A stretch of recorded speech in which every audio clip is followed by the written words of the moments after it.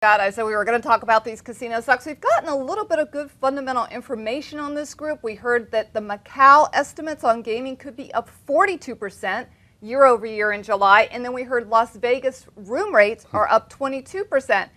Doesn't seem right in a recession, but let's talk about WYNN because that one is on fire.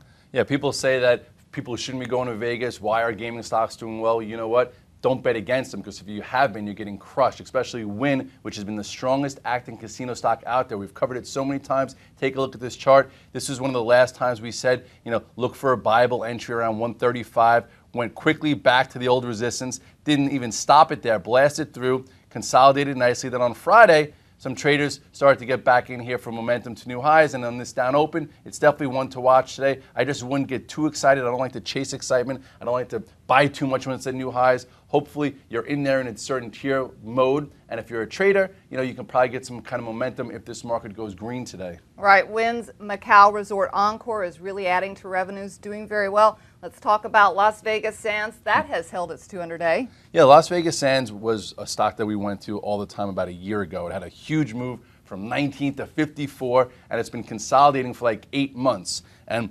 consolidation is good. If you look at this pattern here, you will see it has not really done much ever since it put that high in way back when, if you look all the way back here.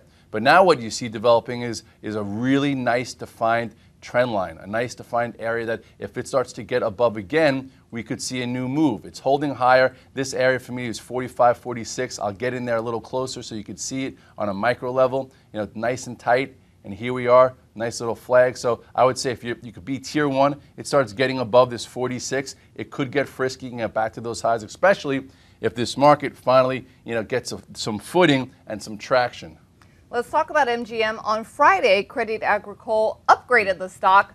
Looks like it had maybe a little bit of effect on it. So is Crédit Agricole right? Is this a stock to buy? This stock also, there are trades at times. Some people try and overtrade MGM and they pull their hair out because it doesn't move that much, but every now and then there's a pattern. And right now there's a nice bull flag pattern. It's been acting very well. It's around 15 bucks. I would not be looking to try and overtrade this thing, but if we could start getting above this little trend line here, 1510, this thing could be at new highs. And if you look at the macro pattern, you will see that 21 to 22 is not out of the question, and it is starting to act a little bit better.